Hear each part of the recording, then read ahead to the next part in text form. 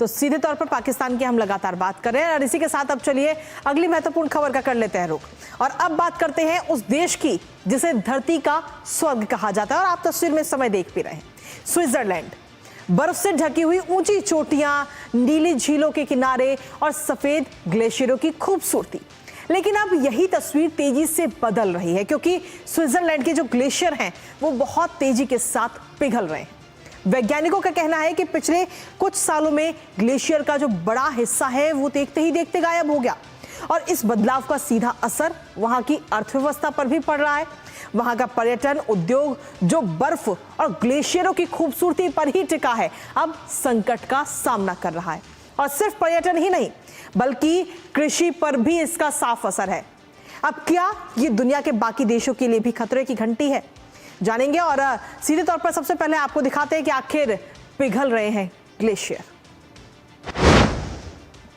जी हां, तो आपको बता दें कि स्विट्जरलैंड में तेजी के साथ ग्लेशियर पिघलते हुए नजर आ रहे हैं और ये खूबसूरती बहुत जल्द ही गायब होती हुई भी नजर आ रही है। और ग्लोबल वार्मिंग का जो प्रमुख वजह इस बीच बताई जा रही है कि ग्लोबल वार्मिंग की वजह से ये तेजी से पिघल रहे हैं। 1000 से ज्यादा जो छोटे ग्लेशियर हैं वो देखते ही देखते गायब हो गए कुछ सालों के अंदर। और ऐसे में पर्यटन, कृषि और जो जल संसाधन है वो स्विट्जरलैंड में सबसे ज्यादा इसके जरिए प्रभावित हो रहे हैं। और स्विट्जरलैंड में आपको बता दें करीब 1400 ग्लेशियर हैं जो अब एक एक करके गायब होने के कगार पर नजर आ रहे हैं। और इसी के दौरान वैज्ञानिकों की तरफ से कहा गया है कि ग्लोबल वार्मिंग का सीधे तौर पर इसका असर है और कई सारे चौंकाने वाले खुलासे भी हुए हैं क्योंकि ग्लैमोस की जो रिपोर्ट आई है उसमें बड़ा खुलासा किया गया है कि एक साल के अंदर स्विट्जरलैंड के करीब 75% ग्लेशियर जो हैं वो पिघल चुके हैं। बर्फ की मात्रा में चौथी सबसे बड़ी कमी दर्ज की गई है वहां पे। और स्विट्जरलैंड की जब हम बात करते हैं तो अपनी जो खूबसूरती है वो बर्फ से ही उसकी बनती है।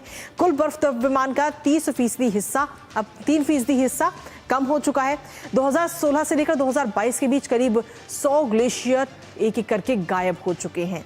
और ऐसे में बहुत ज़्यादा ज़रूरी है कि हम अपने इन ग्लेशियर को बचाएं और ग्लोबल वार्मिंग को जितना हो सके अपनी जिम्मेदारी के साथ रोके क्योंकि ग्लेशियर को बचाना इस समय सबसे बड़ी चुनौती भी बनती हुई नजर आ रही है। ग्लेशियर संरक्षण के लिए कई प्रभावी कदम इस समय पूरी दुनिया में सभी को उठाने होंगे। खासतौर पे ग्रीन हाउस गैस उत्सर्जन कम करना होगा, सौर, पवन और हाइड्रो पावर को जितना हो सके हमें बढ़ाना होगा। और ये सिर्फ एक देश नहीं बल्कि हर देश की जिम्मेदारी बनती है। जल स्रोतों का संरक्षण करना होगा, जितना हो सके आप जल का इस्तेमाल कम करें, जल को बचाएं ताकि अपनी आगे वाली पीढ़ी के लिए इस्तेमाल करने के लिए छोड़ सकें। मानवीय गतिविधियों को भी नियंत्रित करना बेहद जरूरी है और स्थानीय लोगों की भी इसमें भागीदारी सबसे ज्यादा बनती है।